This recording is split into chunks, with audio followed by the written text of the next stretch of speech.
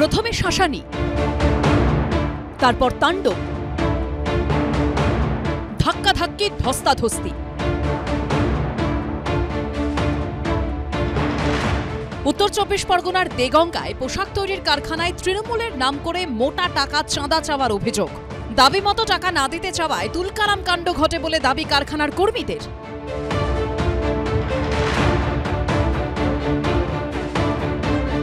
ওরা ঢুকেই ম্যানেজারের ঘরে বিশাল মারধর আরম্ভ করে। এবার আমি সিকিউরিটিকে ডাকার সঙ্গে সঙ্গে ওরা আমার ওপর চড়া হয়ে যায়। তখন আমাকে মারতে আসে, আমাকে ধাক্কি দিয়েছে টাকা দাবি। কারখানার সিসি ক্যামেরায় ধরা পড়ল ভয়ঙ্কর ছবি। কম্পিউটারে কাজ করছিলেন এক ব্যক্তি, আচমকা ঢুকে পড়লেন ৮ থেকে ১০ জন। ঢুকেই তেড়ে গেলেন কম্পিউটারে কাজ করা ব্যক্তির দিকে, আঙুল তুলে প্রবল শাসানি শুরু হলো।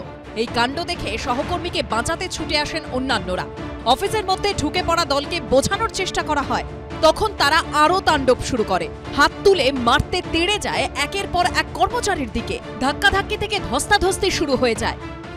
তার ঢুকলো চেম্বারে, অশ্লীল ভাষায় দুর্ব্যবহার কথা, নেতা পার্টির কথা বলছে যে আমরা টিএমসি পার্টির লোক। ম্যানেজার সাহেবকে ধাক্কা দেওয়া, মারা, ঘুষি মারা, ভাঙচুর। ৩,০০০ লোক কাজ করছে, সেসব মানুষের কর্ম যাবে কোথায়? সঠিক বিচার চাই। আমি বললাম যে গত বছর ২,০০০ দিয়েছিলাম, এবার ২,০০০ টাকাই দেবো। তখন ওরা বলেন আর ২০,০০০ টাকা দিতে হবে। অকথ্য ভাষায় গালিগালাজ করে, মারতেও আসে।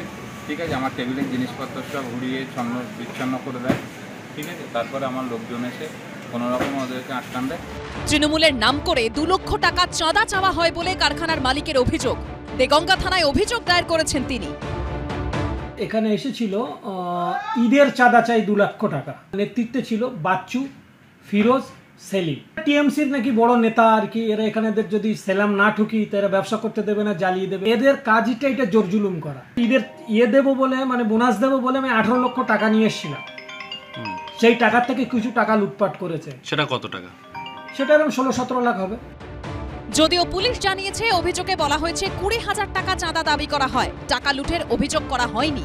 চাঁদা চাওয়ার নামে জুলুমবাজির অভিযোগ সামনে আসতেই শাসক দলকে কটাক্ষ করেছে বিজেপি। তৃণমূল কংগ্রেস যবে থেকে শাসন ক্ষমতা এসছে তবে থেকে এই বিশৃঙ্খলা চলছে। ছোট থেকে বড় সবাইকে এই আর্থিক সুবিধা দিতে হবে, এবং যাকে প্রকারান্তরে আমরা কাটমানি বলছি বা তোলাবাজি, তাদের নেতারা, তাদের সাংসদরা বলছে যে তোলাবাজির টাকা কালীঘাট অব্দি দিতে হয়। তৃণমূলের নাম করে চাঁদা তোলা, এই কালচারে আমার নেত্রী মমতা ব্যানার্জি বিশ্বাসী না। যদি কেউ জুলুমবাজি করে দলের নাম করে, নিশ্চয়ই দল খতিয়ে দেখবে। দল কোনো মতেই জড়িত না। চাঁদার জুলুমের কারণে ৩ মাসের মধ্যে কারখানা অন্য জায়গায় নিয়ে যাওয়ার ভাবনা চিন্তা করছেন মালিক। সমীরণ পালের রিপোর্ট, এবিপি আনন্দ, উত্তর ২৪ পরগনা।